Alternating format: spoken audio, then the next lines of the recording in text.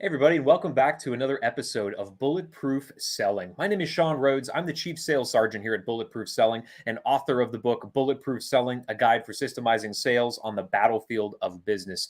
Now, here at Bulletproof Selling, we're bringing military methodology from combat into the battlefield of business because believe it or not, if you're in sales, you're in a battle every single day. You're not in a battle with your prospects, but you are in a battle with everything else on your prospects' calendar. You're in a battle with all the other priorities that they have that don't involve your call, that don't involve your visit. So here at Bulletproof Selling, we are here to help you remove hope from how you sell. Because so many salespeople, they fail on the battlefield of business because they're hoping that things work out. They're hoping they can keep track of their prospects. They're hoping they remember what that last conversation entailed, hoping they remember all the things they're supposed to learn in the next buyer conversation so that they can make a sale, and hoping, of course, that they hit their goals so that they can make a bigger impact and a bigger income. You notice I use the word hope a lot. As I get to study salespeople across the country and around the world, get to speak to them, get engaged in their organizations, helping them remove hope, we see that hope falls into so many places throughout a sales cycle. So here at Bulletproof Selling, since day one, we've been inviting on people that believe in building process and system into how they sell. And it's going to look unique for every industry. It's going to look unique for you, the listener, the viewer. But by the end of this episode, we're going to take our guest, and we've been able to bring on best-selling authors, Hall of Fame speakers, people that are out there leading sales teams, and folks that are working with salespeople every day, all of those different experts to build sales systems. So out of this episode, you're going to get a sales system that you can use no matter the size of your team or the size of your goals. Now, as I get to talk to people, especially those that are helping salespeople, a lot of us believe in process. I probably wouldn't have a guest on the show that wasn't passionate about building system and process into how they sell. But the folks that most readily understand the value of system and process are those that, of course, like me, have come from the military. Why? Because we've seen how system and process, one, gets people spun up so much faster than if they were forced to learn everything the hard way on their own. You wonder why there's such a high attrition rate in sales? It's largely because of that, because these folks are just thrown into the deep end of the pool. Some sink, some swim. Very few end up figuring out how to swim and get out of the deep end of the pool. Well, here at Bulletproof Selling, we believe that no matter where you are in your sales journey, you have the opportunity to remove hope from exactly where you're at, whether it's your first day in sales or whether you've been in it for 10, 30, 40 years even. So for the folks that I bring in that are military veterans, of course, we've got plenty of folks that I've had on from the United States military, but I love seeing the fact that different militaries around the world still put a lot of faith and a lot of practice into how they develop and build and leverage their systems. So when I meet somebody who's not only helping salespeople better track their prospects through a pipeline, through a process, but also comes from a military background where they've seen firsthand the value that systems have in helping people get spun up faster and being able to remove hope from how they sell, how they operate. I love these folks. I have to have them on because I learned just as much as any of my listeners. So, from Tel Aviv, Israel, coming to you all the way down into Tampa, Florida, that's how we're connecting today. I am very, very honored to be welcoming to the show Mr. Gal Aga. Gal, welcome to Bulletproof Selling. Thank you. Thank you so much, Sean. Good being here. I love the introduction. I can say definitely I'm your guy. I'm a process geek, born and raised. Yeah. Outstanding. So from Tel Aviv now, tell us a little bit about your sales journey. Definitely mention, your military background because that's going to resonate with a lot of our listeners. But talk to us about how you went from that into sales into what you're doing today. Because I looked at your LinkedIn history, man. You've got a lot of experience in sales, so I know I'm going to learn from you. But talk to us a little bit about your journey. Yeah, absolutely. Yeah, that's refreshing. Typically, I don't talk about the military a lot. You jump into the professional experience, but yeah, here from Tel Aviv, born and raised, and I don't know how many of the listeners know. Like here, we all join the army. We recruit. It's part of our duty here in Israel. So I'm 38 years old, married plus two, born and raised here. We joined the military at the age of 18. And I can say, it's early, right? You join straight out of school, even before college, university. And I can say, that's one of the biggest things that kind of shape your life. Israel is really a high tech startup nation, and now we've been going more towards scale up. And a lot of people say that that's because of that, the military. It exposes you in a second to kind of the real world, all cultures, everyone, and having to face much tougher reality straight out of school. So I feel like that's definitely been a big part of the journey and shaped me a lot. Learn processes, learn discipline, learn to take care of you know to focus on what I can control and basically go through challenges. So in the military, basically, I was in the military police in the boot camp. I was initially, in charge of a team, and then a sergeant, in charge of a larger group. So after 3 years in the military, basically, looked around, thought about what's the path that I want to take, and entered into sales. So straight, like that's been I've been fortunate enough to really discover this passion early on and join sales. So overall, I've been, yeah, as you said, more than 15 years in sales, focused mostly on software sales, software as a service sales. They're more on the complex type of selling, enterprise selling, B2B enterprise sales. Started actually in telco, B2B field sales, ISP, voice over IP solutions. From there, moved to manage my own team. Then researched and decided that software as a service, I've always been a tech geek and decided this is the path where I want to build a career. From there, really built my way up, joined a company was part of a company called Sisense that did a journey to 100 million in annual recurring revenue. I was the VP sales at Syte. We grew the team from 0 to 10 million ARR in 2.5 years. I was then strategic advisor, a chief revenue officer at Anagog, and from there really went into my own founding journey in the last year or so, and still stayed in sales as we're in sales tech. Yeah, so that's pretty That's much amazing, journey, man. Now, talk to us about what your company does today for salespeople, because Sure. like you said, you're still in sales, but you're not just selling. You're also helping salespeople do their jobs better, faster, more efficiently. Talk to us about that. Yeah, absolutely. So I think also with the topic of post-COVID and remote sales and all of that, I even take a step backwards and talk about really the story of how everything, how it got to what I'm doing right now. So I've always been in the enterprise sales space, as I said, and always been passionate about digital remote selling, and they used to call it inside sales. I think you and I spoke earlier. You said ISR, right? Mm-hmm. Um, so everyone was, so there was that methodology or doing field sales, and I've always been a process geek, and always, as I said before, and always believed that with a good process and a good way to build rapport remotely, you can be more efficient and you can close deals, even 6-figure, 7-figure deals, most of it remotely. Okay, the 7-figure ones. And I was always passionate about that. And then one day, COVID hit, and then there's no inside sales. The industry stopped talking about inside sales. They just talked about remote sales as this is the new norm. Okay, and they changed the word from inside to remote, and then everyone are doing remote because inside I think had a bad rep, like something that's for the kids doing the smaller deals, and the big enterprise sellers, big shots were doing the field. So that has been my experience throughout the sales career. And then when that hit, I saw that there was a big opportunity here, that everything is now remote, everything is now digital, and I saw also how hard it is for sellers to orchestrate complex deals remotely. A lot of people went in directly into trying to adopt this methodology, and this is really where Aligned was born, our company. So going from that to what we do, so basically Aligned is a customer-facing workspace, okay, for sellers and their buyers. Meaning instead of going and working with email, attachments, tools, in an enterprise sales process, we share decks, we share case studies, we use sometimes Excels for project management, and our buyers get lost in multiple email threads, and we're trying to basically orchestrate, right, a sales process. And all of that does not provide a very good buyer experience and does not help control the deal for the seller very well.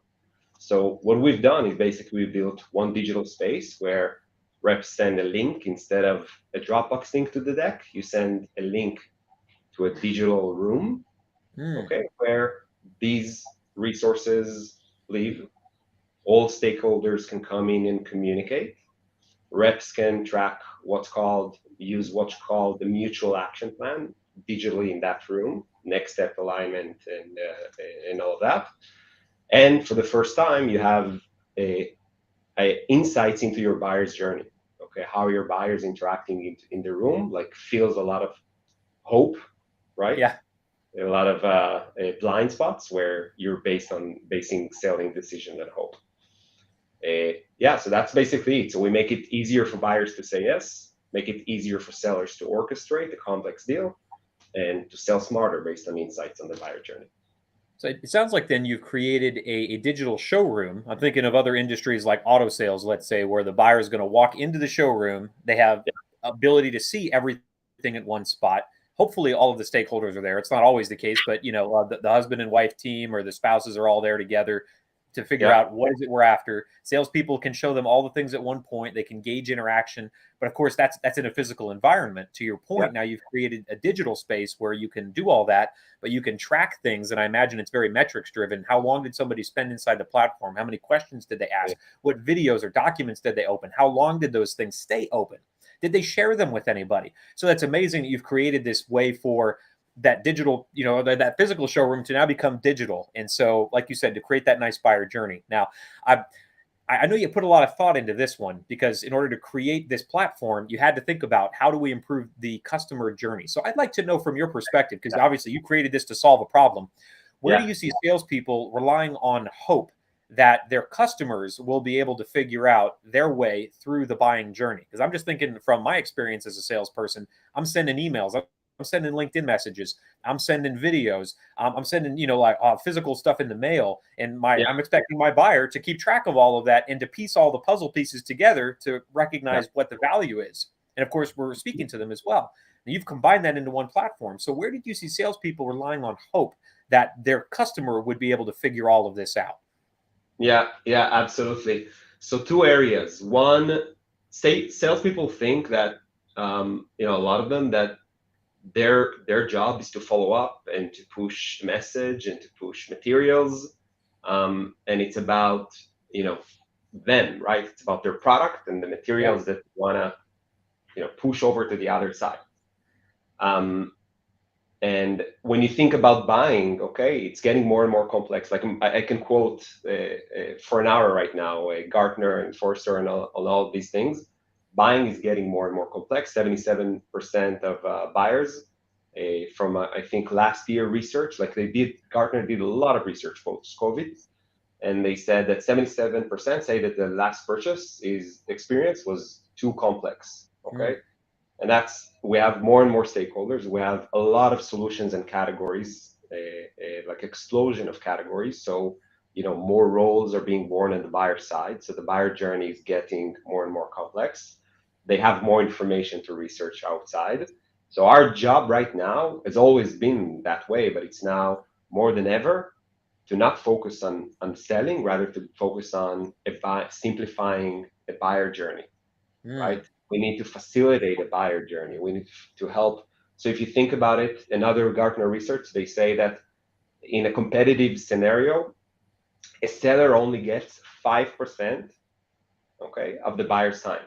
Rest of the Mhm. time is other vendors. So 17% is with all vendors, 5% with you, one vendor. The rest of the time, internal research, external research, internal processes. And all of that is about the project, right? The buying Yeah. journey. So with that, think about that data. So what do we need to do? We need to help them navigate all of that. Okay, so who's doing the selling? If we have 5% of time, who's doing the selling? The champion is doing the selling, Hmm. right? The person that right now is navigating and speaking with other people, that's the person doing the selling. So we need to think it out as our roles, especially the more complex the deals are, as buyer enablers.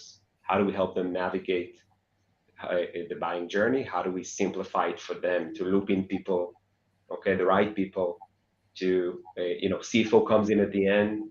Hey, how much does it cost? Why is it better than this one?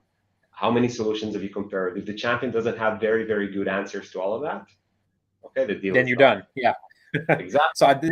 this is amazing, Gal. You've created then a way for us to map the buyer journey and to make sure that every question that the buyer is likely going to have along the way, we've Yeah. already provided an answer, or the resource is already available, and that the customer knows how to access it. So and this is essentially how people have been taught to deal with RFPs since the dawn of RFPs, for request Yeah. for proposal. You're the one setting the context for the RFP. That's how you win, and that way you're the only one that can actually meet the context that the buyer is going after. So that's a Yeah. brilliant method to go by. So let's build a sales system around this. Just like in the Israeli military and the IDF, you guys use a lot of acronyms, just like we do in the US military. So Yeah. we've built systems into this very simple acronym. We call it TRIM because we're trimming hope away from sales strategies with every new system that we put into place. So the Mm-hmm. T in TRIM is the trigger element. So if we're systemizing a customer focused journey, not a seller focused journey, but a customer focused journey, where is the trigger element for when I pull this off the shelf and begin to use it? Is it when I've got a new lead in my pipeline? Is it when I've identified a qualified buyer? Is it way before that when I'm identifying my ideal customer profile? Where should I begin to pull this off the shelf and begin to use it for a specific deal that I think is going to have throughput through my pipeline? Yeah, great question. So, we've built this really in a way that would cater to the entire customer journey, even beyond sales journey. So, and we have templates. So the platform is built from a lot of templates. When you log in for the first time, we have, by the way, free plan. Like anyone can go in and just start playing with the free plan and starts selling. So even an SDR, okay, that wants to, showcase some materials, maybe had one call, and even an SDR needs to educate someone, ask some questions, get some pain points, right? And then maybe someone on the other side is going right now and trying to gather some people and to get consensus. This is something that they want to maybe go on a call and evaluate, right? So that SDR can get like that's more of a showroom, right? Like I would Sure. say that the rest of the use case is more of a collaborative workspace, Mm-hmm. okay? But for an SDR, it's definitely more of a showroom. Hey, here's our one pager, few case studies relevant to you, a video, like you have VDR, the told story embedded in the room. Like this is the first thing that they see. And now, not only you help that person to bring in people and convince them, you also send a message as an SDR. You say, okay, hey, look at me, I'm a pro. My Yeah. company, okay, invests in you and in experience. The buyer gets excited just by seeing that room. So, long answer to that to Oh, it's good. short It's something that question. you mentioned there, which I think is so critical, that even if we're thinking, how do we systemize the customer journey? What you said was, let's not focus on the sales journey, Sean. Let's focus on the customer journey. So after the point of sale, and I think that's so brilliant, because most of the questions that our customers are going to have, or our prospects, I should say, before they become customers, are going to be about, how do I use this? How is it going to benefit me? What's my time to ROI? What are the Yeah, risks that I'm taking on by buying this thing? How have other people found success? Those are all things that most people are going to be focused on after the point of purchase, the point of sale. So if we're taking the time to map out what that customer use journey looks like. So after somebody has gotten your piece of equipment, or they've gotten that service that you offer, how does it yeah, get used? What benefit does it have? I think it's a great model to map that out, because then you can build all of those things into your buying journey, different from the customer journey. So that's a brilliant trigger. Now let's move into the R in trim, which is making this thing repeatable. So yeah, you had mentioned earlier on in our chat today that we only get 5% of the buyer's time. Three other vendors makes up a total of maybe 17%. Where's the other, and my math is horrible, 83% being spent? Because it yeah. seems like that would be a good thing to focus on to make this repeatable. So I have the same Yeah. 5 or 10 steps to execute every single time to have a customer focused buying journey. Yeah, absolutely. So it spent. So I won't be able to quote down Gartner here to the most accurate detail on everything, but on a high level, it spent researching online. Okay, Okay. they go online and they do a lot of research, like So, so so that much. means from a salesperson's perspective, I'm asking, what research is my customer likely going to do, and to, Yeah, and to have all that mapped out ahead of time. Beautiful. What's next? yeah. Okay, great. Second is they're looping in internal people, all right, and doing internal discussions, internal research. Okay, so what are their stakeholders in my industry are likely going to be engaged in this sale, or who are my advocates, my champions going to be going to for backup support, and to make sure you have information for them depending on their role. CFO may not have the same interests as the CMO, even if they're part of the same company. They're going to have different questions. So that's brilliant. Exactly, exactly. And the last thing is that they're going through the internal process, right? They need to loop in procurement, they need to loop in legal, they need to go through, infosec, security, right? All of that. Yeah. So that's like the internal workflows, the official purchasing workflows. Yeah. Awesome. So we've got those three areas to then map out. And this is going to be the reason that we're not diving horribly deep into this for all the listeners, is that your industry is going to look different from the other industries around you. So that's why it's critical, if you're selling, to map out those three areas as it's specific to your industry. And maybe you only have one buyer. So maybe they don't need to loop in legal because you've got a sole decision maker in most of your sales. There's still going to have an internal buying process. Maybe it's based on budget. Maybe it's based on financing, whatever that looks like. You be the great salesperson to provide them. You're likely going to have these 4 questions as part of your investigation, Mr. and Miss Prospect. Let's just walk through them now so I can save you the time. And whether you do that in a platform like Gal has, or you've got your own way of doing it, that's a brilliant way to then be of value to your customer. You just take the bridge away completely. Like, I'm just going to move you over to the other side of the island. You don't even need a bridge. That's why I'm here. I'm your salesperson. I'm your expert. I'm the partner that you're going to need to make this thing a reality. That's brilliant. So we've got trigger, repeatable.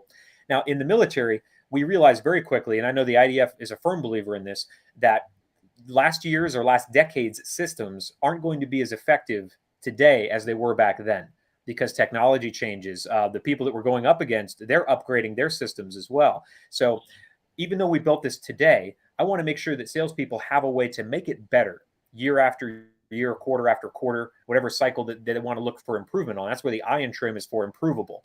So if I'm executing this, Gal, what are the things that I'm looking back on to make sure that this thing is staying up to date, that it's continuing to serve my clients? Their industry might change, and I want to make sure that my platform and my process keeps up to date with that. So what questions am I asking, and how often am I asking them, to make sure that I'm maintaining a customer-focused buying journey?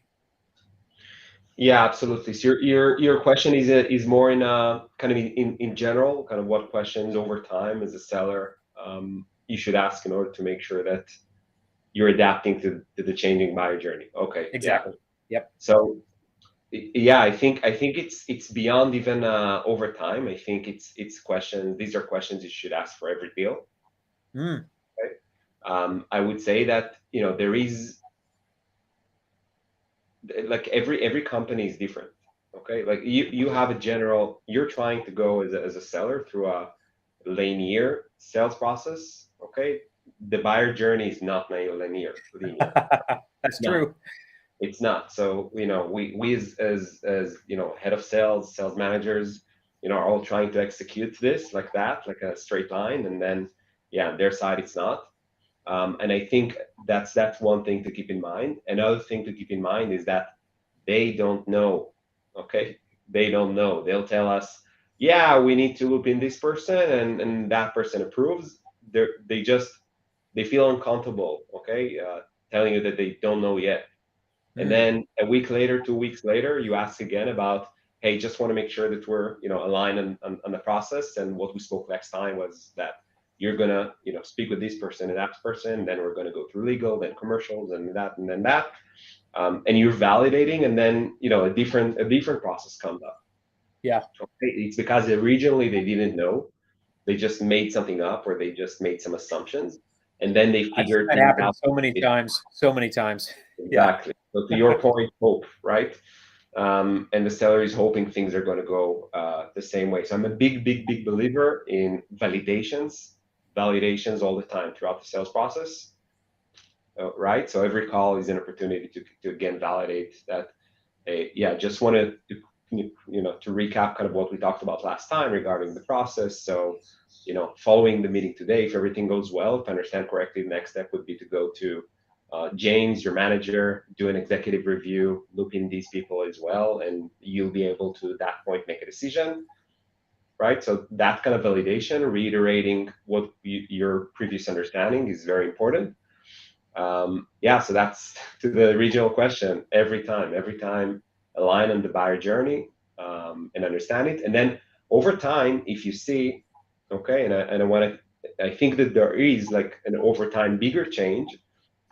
The sales process, what's written in the playbook, okay, is based on a lot of these buyer journeys. You understand them, you ask a lot of questions, you see that there are things that are repeating themselves.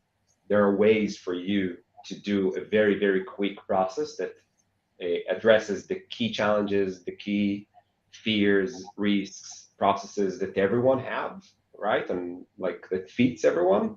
But then if over time you see from asking buyers after buyers again and again that things change, right? This is the time to change the playbook. Yeah. But even if the playbook changed, again, every time to ask these questions. And so that makes sense then. If 9 times out of 10, I'm noticing that my deals have to go through financing at a given company, or that they have to get approval by, you know, the CFO, and that's not accounted for in my process. Well, now it's time to update my process to make sure that I'm asking myself, what does the CFO need to know to sign off on this deal? How do I mitigate their risk? How do we figure out, how do we help them discover money in their budget they might not have otherwise known they had? And to build that into what we now deliver as that customer-focused buying journey, so that in the future, you have a CFO that you need to run this by, I got you. To be able to be that type of salesperson, that's absolutely the way to go. So we've gotten the trigger, repeatable, improvable. Now the final bit is something that is critical in the military, absolutely critical in sales, which is the M in trim, which is measuring. If I'm taking the time to revamp my sales process to be customer-focused instead of just prospect-focused, getting resources in place, getting videos loaded, getting those questions answered ahead of time, I need to be able to justify that use of time. So what am I measuring, Gal? Am I measuring pipeline velocity? Am I measuring just closed deals? Am I measuring buyer engagement through the sales process? Is it more? Is it less? What do you recommend that we measure to make sure this thing's working? Yeah, I think that with how everything is changing right now over time, I think we need to go beyond the foundational analytics and track more things related to the actual buyer engagement. Okay, so there are a lot of there's B2B evolution, or in the sales world in the last few years with revenue intelligence, call intelligence, right? All of these tools to better understand things based on conversations. I think that right now we need to loop in much more data about their digital buyer journey. So there are ABM platforms, but our platform, does a big part of it. All of the asynchronous part, right, of how buyers are interacting with your content, who's involved, who's going into the room, right? So you can see all of these things, which discussions they're going through. You're at the last minute of the deal, and then a CFO goes in and look at the negotiation transcript that you had a few months ago and read that for 30 minutes. That's a big red flag, right? Signal when it's just when signature, for example. So the more you can track, and a big part is how many stakeholders are involved. Okay, track the things.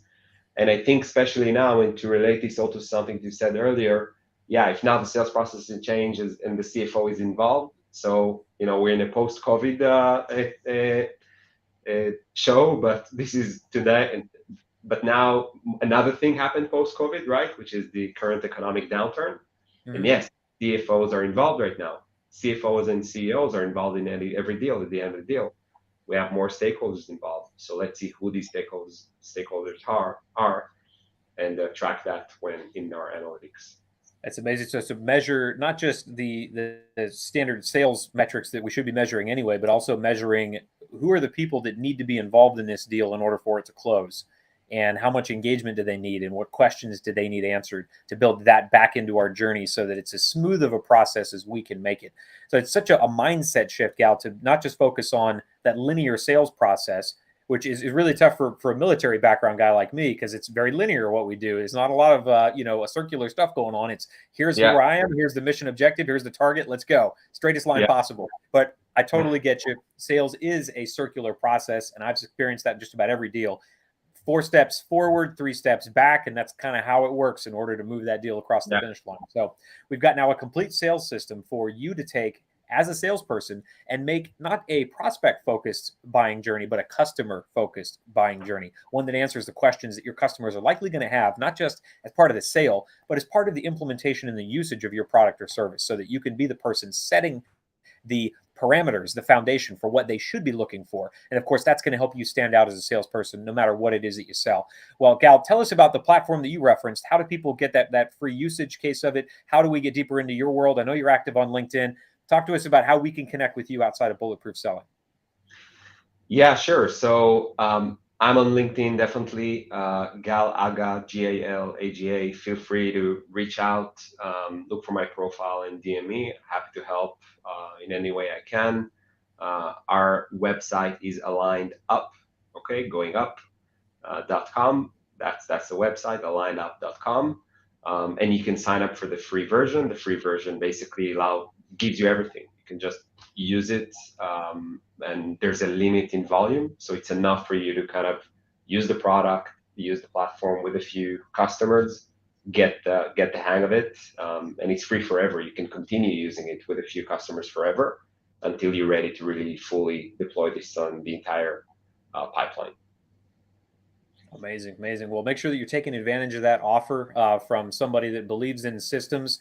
I see the potential for what Gal has built as far as bringing your prospects into a digital showroom, having all the resources available there, and then most importantly, tracking engagement, something that's so tough for many of us to do, sending documents in an email. I might be able to figure out that they opened it. I might be able to figure out they clicked on it, but I don't know if they spent 30 seconds on it or 30 minutes on it. Well, Gal can help you figure that out. So definitely connect with him. And for all of you watching, listening to this show, make sure you're following us on LinkedIn as well, the YouTube channel for every single one of these archived conversations. And of course, if you're listening, you're probably doing so on iTunes, Stitcher, or Spotify. Make sure that you're leaving us a review. That's the best way that you can help us there. Tell the sales world the value of being able to remove hope from how you sell each and every episode. And for more sales systems like the one that Gal and I just built, if you want the written form of that, they're absolutely free over at bulletproofselling.us. Well, Sean Rhodes here. It's been a pleasure serving the sales community alongside you, Gal, all the way from Tel Aviv. Let's get out there and make selling bulletproof. Thank you so much, Sean.